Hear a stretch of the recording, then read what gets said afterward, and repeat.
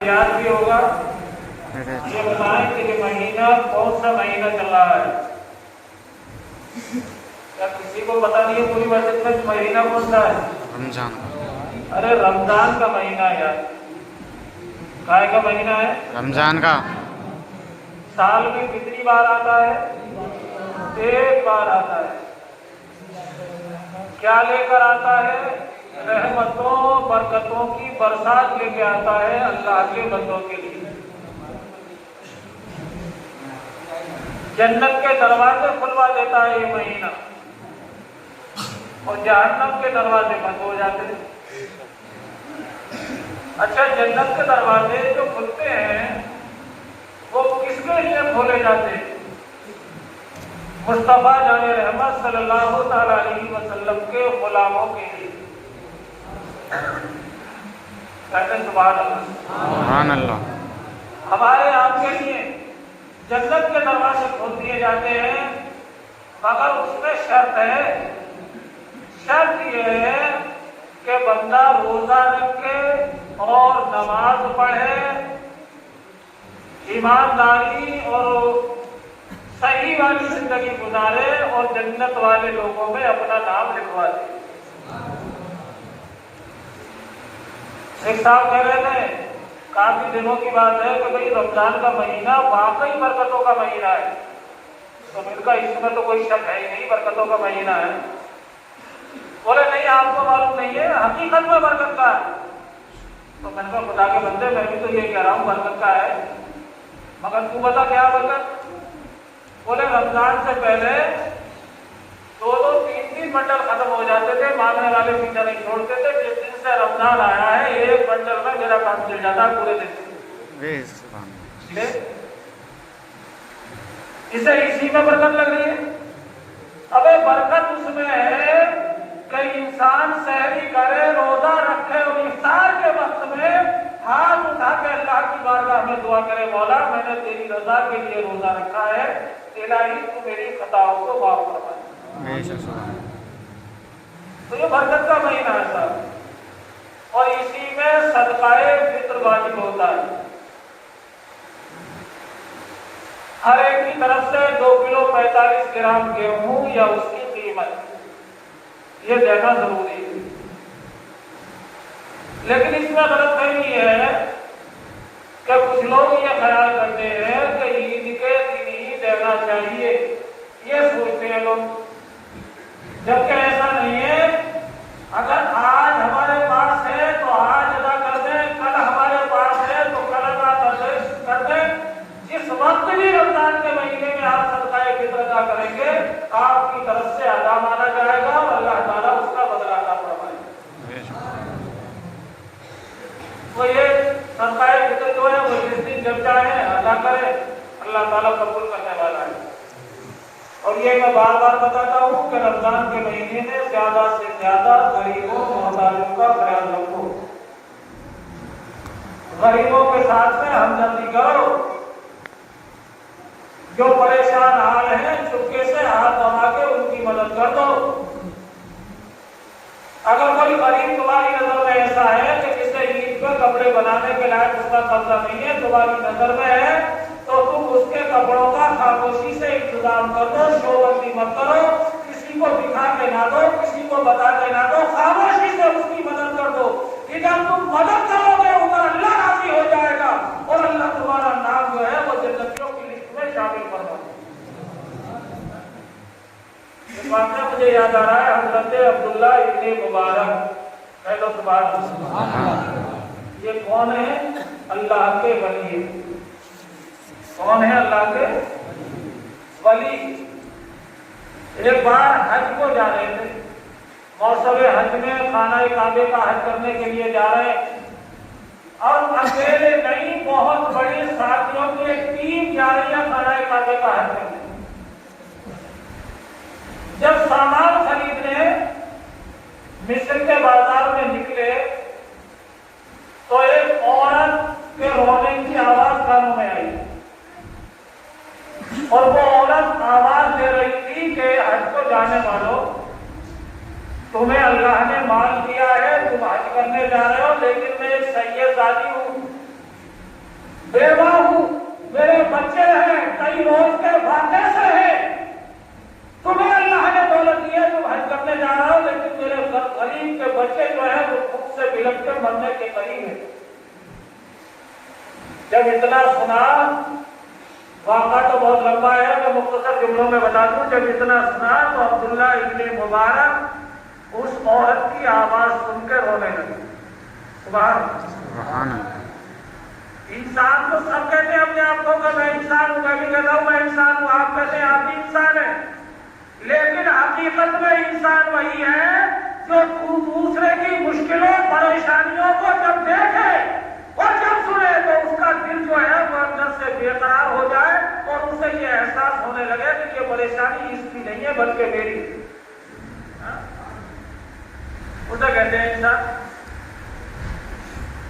जब रोने लगे उस औरत को करीब बुलाया और आपने सारी रकम हज को जाने की उस औरत के हवाले कर दी।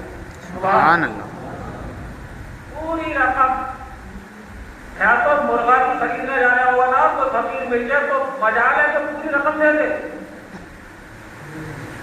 अगर बाजार में सोना लेने भी जा रहा है 1500 की और कोई बेकार मोहताज मिल जाए तो मजा ले के पूरी रकम दे दे। लेकिन ये अब्दुल्ला इब्ने मुबारक है कि बाजार की रकम नहीं है,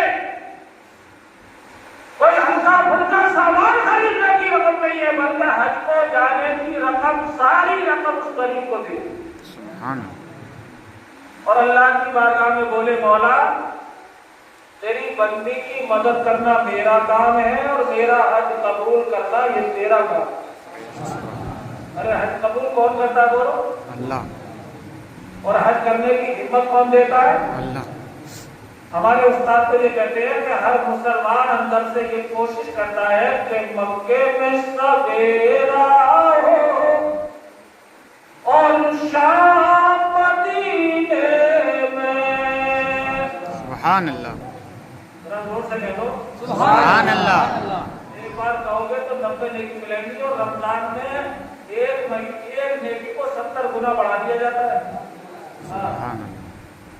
कि मक्के में सवेरा हो और शाम मदीने में, मक्के में सवेरा हो और शाम मदीने में, और शाम मदीने में, अरे काबे में हो मजदूरी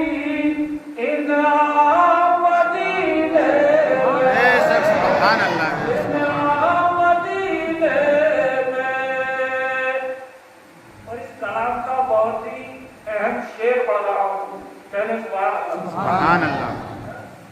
और सुभान अल्लाह की आदत बना लो। रमजान के महीने में तो ज्यादा से ज्यादा सुभान अल्लाह कहो, ये अल्लाह की बात है। ज्यादा से ज्यादा बोलो सुभान अल्लाह, उसका मतलब है अल्लाह की बात है। और ऐसे महीने में जो सुभान अल्लाह और माशाअल्लाह कहेगा अल्लाह जानता है तो उसे कितनी जगह मिले। हमारे बस की बात नहीं है कि हम बता पाए कितना सवाब मिलेगा। काबे में वो मजदूरी मदीने में, और कहे कोई हवा से आहिस्ता कदम रखे, आहिस्ता कदम रखे, अरे करते हैं मेरे आका आराम मदीने। सुभान अल्लाह। सुभान अल्लाह। जल्दी से बता दूं कि सारी रकम उस बेवा को दे दी और नेकी करने का सलीका सीखो, सलीका देखिए। साथियों से बोले कि हम हज को नहीं जाएंगे, तो साथी बोले क्यों नहीं जाओगे? का इरादा खत्म। ये नहीं कहा सीना थोड़ा करके तो मेरे गरीब को दे दिए पैसे, या तो 10 रुपए की ग्यारहवीं में दे रहा है तो बड़ी जमा के ऐलान करवा रहा है। हाँ, और ये हज को जाने की रकम दे रहा है मगर फिर भी करे जाऊंगा नहीं। बड़ी जल्दी से बता दूं वक्त कम है। साथी लोग गए और हज करके वापस आ गए। तो सुभान अल्लाह। तो अब्दुल्ला ابن مبارک نے سوچا کہ میں نے حج تو نہیں کیا مگر حاجیوں کا دیدار کر دوں. جو خانہ کعبہ دیکھ لیتا ہے اس کا چہرہ بھی دیدار کے قابل ہو جاتا ہے. بے شک سبحان اللہ.